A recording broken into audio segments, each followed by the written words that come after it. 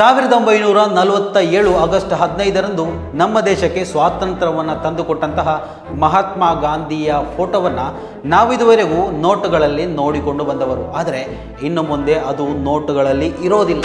Hello hi, ಎಲ್ರಿಗೂ ನಮಸ್ಕಾರ. Welcome back to Janata agent. ನಮ್ಮ ದೇಶದಲ್ಲಿ ಹಲವು ಬೆಳವಣಿಗೆಗಳನ್ನು ನಾವು ಕಂಡವರು, ಅದಕ್ಕೆ ಸಾಕ್ಷಿಯಾದವರು ಕೂಡ. ಆದರೆ ಅಂತಹದ್ದೇ ಒಂದು ದೊಡ್ಡ ಬೆಳವಣಿಗೆ ನಮ್ಮ ದೇಶದಲ್ಲಿ ನಡೀಲಿಕ್ಕಿದೆ ಅಂತ ಓರ್ವ ಸಂಸದ ಗಂಭೀರವಾದಂತಹ ಆರೋಪವನ್ನು ಮಾಡಿರುವಂತಹ ವಿಚಾರ.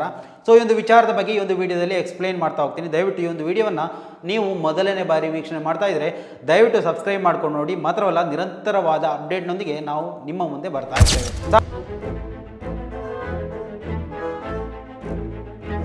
1947 ಮಹಾತ್ಮ ಗಾಂಧಿಯವರ ಹೋರಾಟದಿಂದ, ಶಾಂತಿಯುತವಾದಂತಹ ಹೋರಾಟದಿಂದ ನಮಗೆ ದಕ್ಕಂತಹ ಆ ಒಂದು ಸ್ವಾತಂತ್ರ್ಯದ ಸಂಕೇತವಾಗಿ ನಮ್ಮ ದೇಶದ ಕರೆನ್ಸಿಗಳಲ್ಲಿ ಮಹಾತ್ಮ ಗಾಂಧಿಯ ಫೋಟೋಗಳನ್ನು ನಾವು ಕಾಣ್ಬೋದು. ಇವತ್ತಿಗೂ ಕೂಡ ಅದು ನಮ್ಮ ಎಲ್ಲ ನೋಟುಗಳಲ್ಲೂ, 10 ರೂಪಾಯಿ ನೋಟ್ ಇರಲಿ, 20 ರೂಪಾಯಿ ಇರಲಿ, 100, 200, 500, ಆಮೇಲೆ ಅದಕ್ಕೂ ದೊಡ್ಡ ಎಲ್ಲ ನೋಟುಗಳು ಏನೆಲ್ಲ ಬಂದಿದೆ ಚಾಲನೆಯಲ್ಲಿದ್ದಂತಹ ಸಂದರ್ಭದಲ್ಲಿ ಕೂಡ ಅದು ನಮ್ಮ ದೇಶದ ಒಂದು ರೀತಿಯಲ್ಲಿ ಐಕಾನ್ ಎನ್ನುವಂತಹ ಒಂದು ರೀತಿಯಲ್ಲಿ ಪ್ರತಿಬಿಂಬಿಸ್ತಾ ಇತ್ತು. ಮಹಾತ್ಮ ಗಾಂಧಿಯವರ ಫೋಟೋವನ್ನೇ ನಾವು ನೋಡ್ತಾ ಇದ್ವಿ.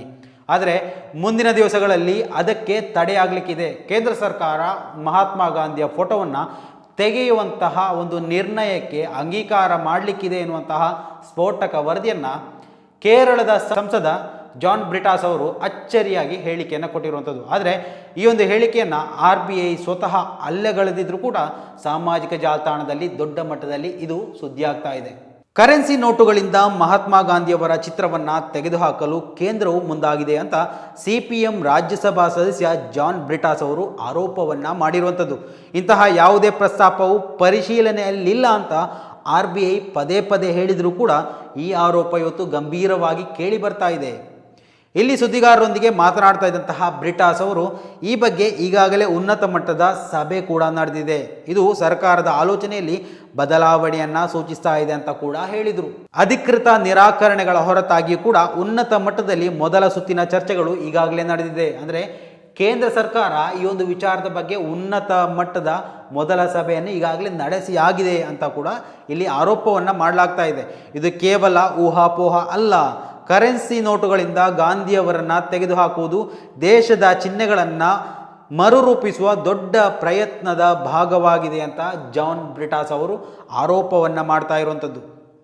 ಇನ್ನು ಈ ಒಂದು ವಿಚಾರದ ಬಗ್ಗೆ ಮೂಲಗಳ ಪ್ರಕಾರ ಕೇಂದ್ರ ಸರ್ಕಾರವು ಗಾಂಧಿಯವರ ಚಿತ್ರವನ್ನು ಭಾರತದ ಸಂಸ್ಕೃತಿಯನ್ನು ಉತ್ತಮವಾಗಿ ಪ್ರತಿಫಲಿಸುತ್ತದೆ ಅಂತ ತಾನು ನಂಬಿರುವ ಪರ್ಯಾಯ ಚಿಹ್ನೆಯೊಂದಿಗೆ ಬದಲಿಸುವುದನ್ನು ಪರಿಗಣಿಸಬಹುದು ಮತ್ತು ಚರ್ಚಿಸಲಾದ ಪರ್ಯಾಯಗಳಲ್ಲಿ ಭಾರತ ಮಾತೆ ಕೂಡ ಸೇರಿರುವಂಥದ್ದು.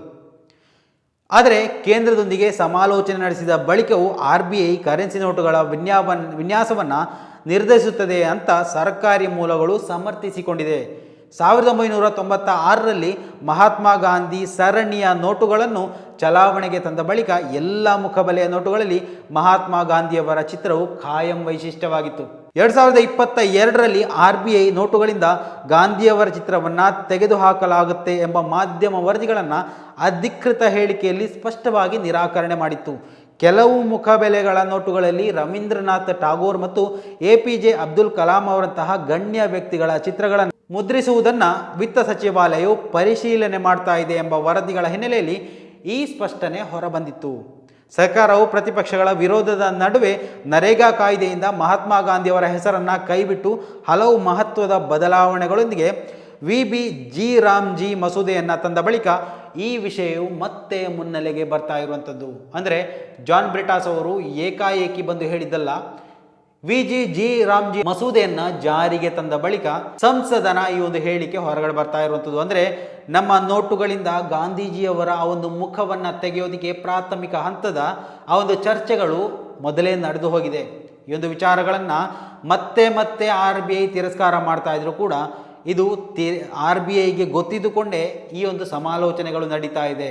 ಸೊ ಇದಕ್ಕೆ ಕೇಂದ್ರ ಸರ್ಕಾರ ಕೂಡ ಒಂದು ರೀತಿಯಲ್ಲಿ ಸ್ಪಷ್ಟನೆ ಕೊಟ್ಟಿತ್ತು. ಅಬ್ದುಲ್ ಕಲಾಂ ಅಥವಾ ಟಾಗೋರ್ ಅವರ ಫೋಟೋವನ್ನು ಮೇ ಬಿ ಹಾಕ್ಬೋದು ಇಂತಹ ಪರಿಶೀಲನೆಗಳು ನಡೀತಾ ಇದೆ ಎನ್ನುವಂತಹ ಸಮಜಾಶಯನ್ನು ಕೊಡ್ತಾ ಇದ್ರು ಕೂಡ ದೊಡ್ಡ ಒಂದು ದುರಂತಕ್ಕೆ ಇದು ಕಾಯ್ತಾ ಇದೆಯಾ ಎನ್ನುವಂತಹ ಸಂದೇಹ ಕೂಡ ನೆಟ್ಟಿಗರಲ್ಲಿ ಮೂಡ್ತಾ ಇರುವಂಥದ್ದು.